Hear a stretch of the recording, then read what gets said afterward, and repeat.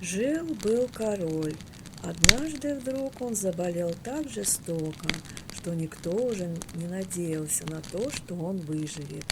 Трое сыновей его были этим очень опечалены. Они сошлись в саду королевского замка и стали отца оплакивать.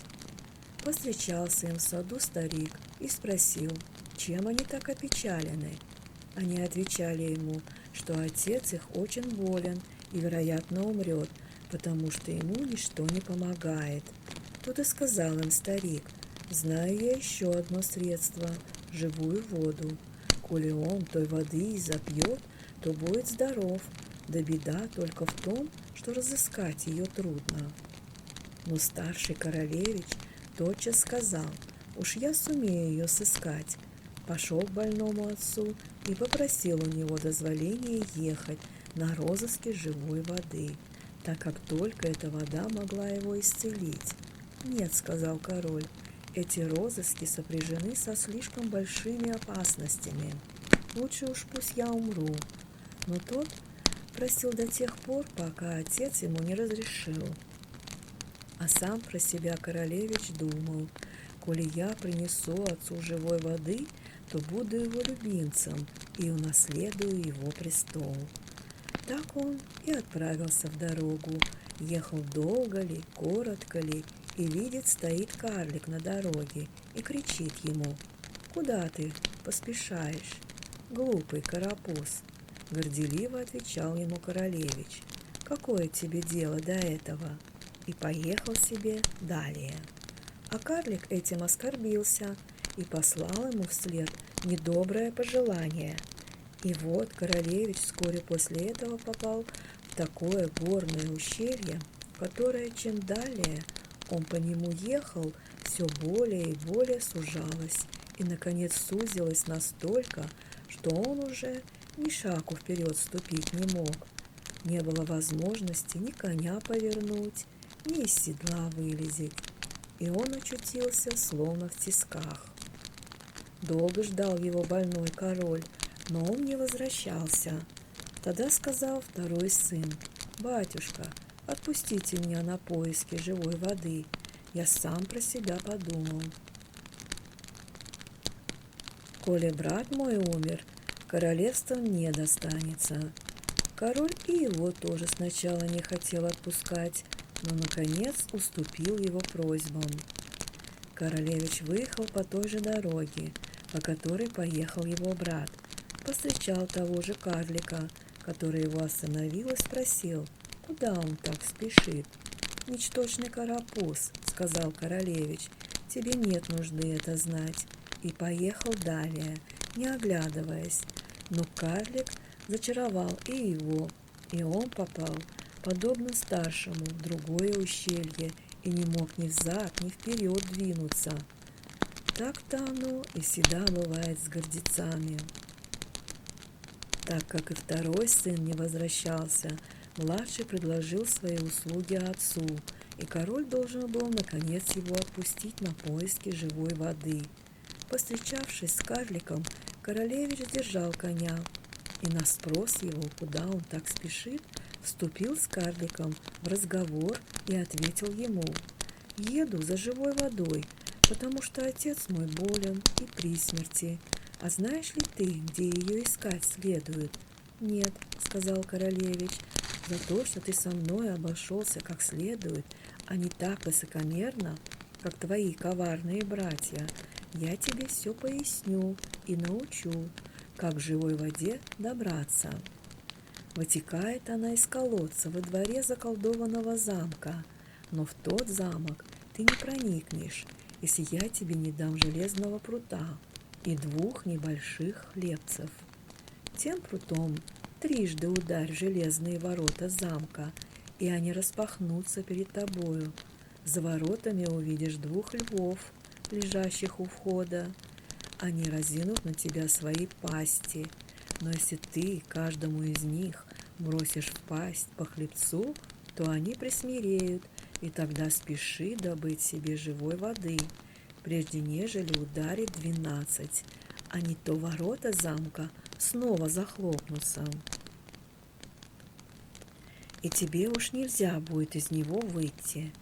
Королевич поблагодарил карлика, взял у него пруд и хлебцы и пустился в путь. И когда он прибыл к замку, все было в том виде, как карлик ему предсказал. Ворота широко раскрылись при третьем ударе прута, а когда он смирил львов, бросив им хлебцы, то вошел в замок и вступил в обширный, великолепный зал. В том зале сидели околдованные принцы, у которых он поснимал кольца с пальцев, захватил с собою и тот меч, и тот хлеб, которые лежали на столе.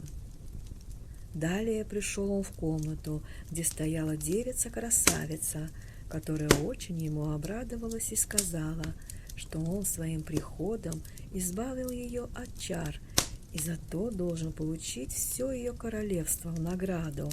Если он вернется сюда же через год, то отпразднует с ней свадьбу. Она же указала ему, где находится колодец с живой водой, и сказала, что он должен поспешить и зачерпнуть из него воды прежде, нежели ударит 12 часов. Ворота широко раскрылись при третьем ударе прута, а когда он смирил львов, бросив им хлебцы, то вошел в замок. Пошел он далее по замку и, наконец, пришел в комнату, где стояла прекрасная, только что посланная свежим бельем постель. И так как он был утомлен, то ему, конечно, захотелось немного отдохнуть.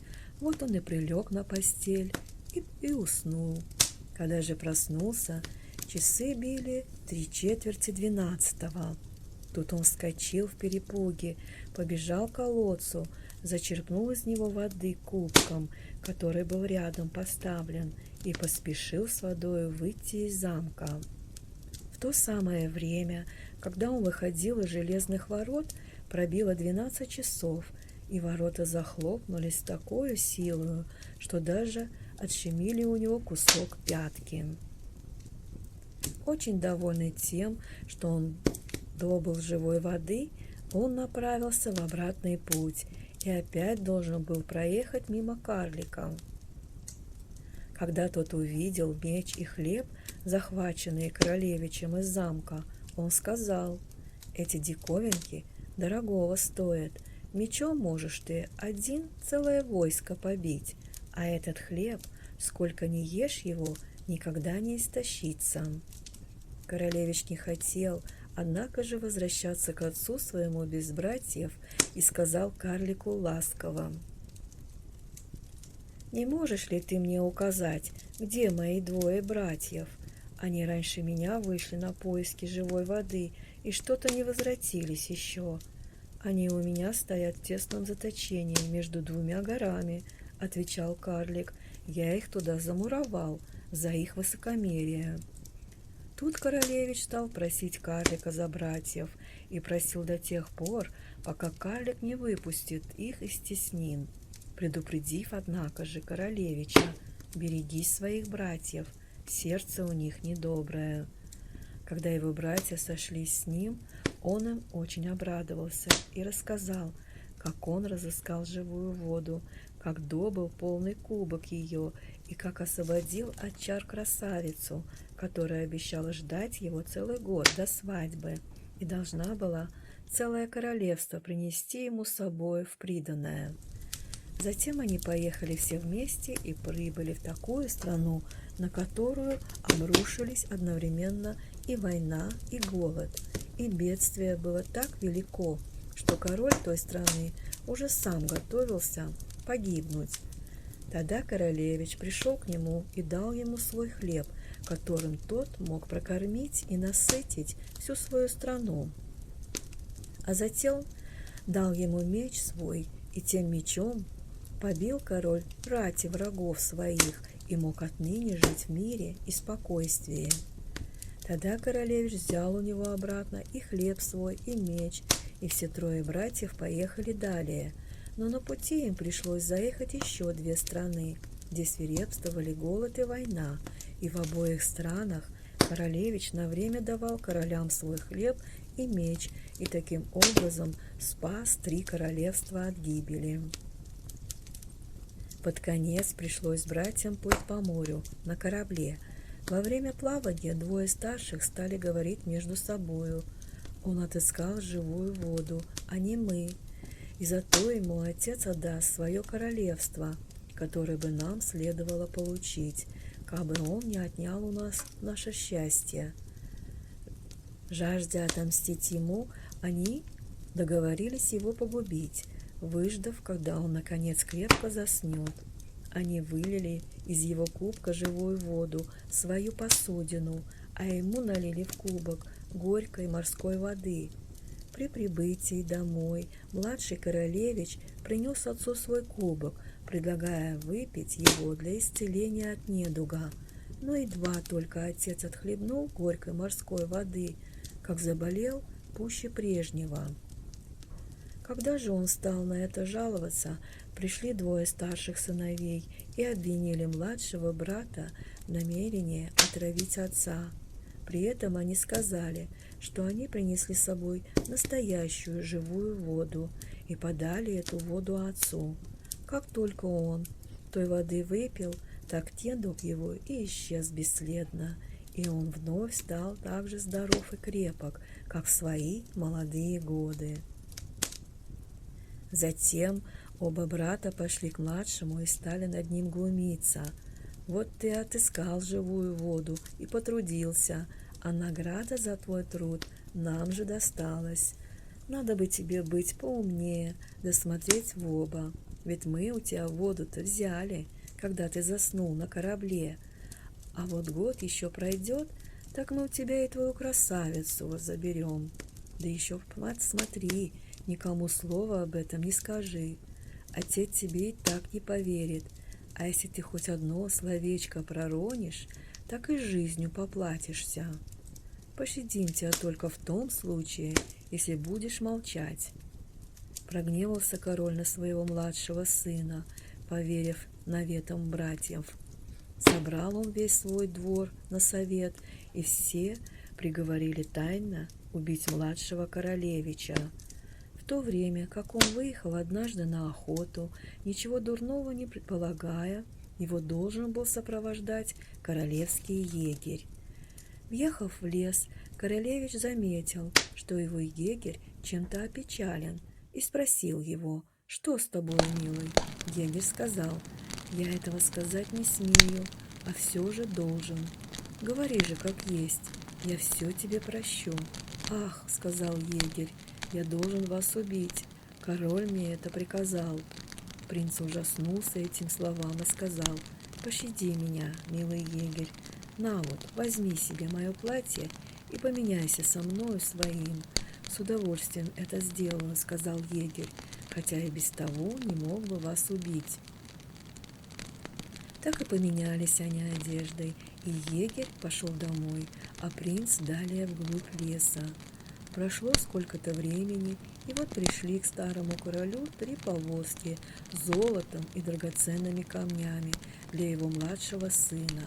Их прислали ему в благодарность те 3 королей, которые его мечом врагов победили и его хлебом своим страны прокормили. Тут вдруг пришло старому королю в голову: «А что, если мой сын невиновен?» И он стал говорить своим людям: «О, если бы он был бы жив! Как мне горько, что я так неразумно приказал его убить!» «Он жив, — сказал королю егерь, — я не мог решиться исполнить ваше приказание». И рассказал королю, как все произошло.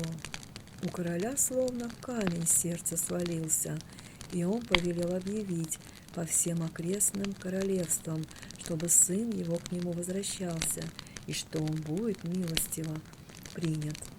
Тем временем девица-красавица в заколдованном замке приказала перед замком вымостить дорогу чистым золотом, которое на солнце, как жар, горело, и объявила людям своим: кто по той дороге прямо к замку поедет, тот и есть мой настоящий жених, того и должны вы впустить в замок, а кто поедет стороною в объезд дороги, тот не жених мне, и того впускать в замок вы не должны».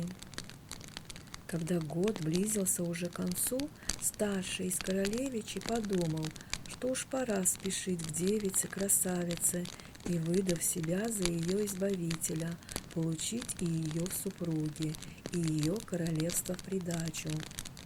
Вот и поехал он к замку, и, подъехав к нему, увидел чудную золотую дорогу.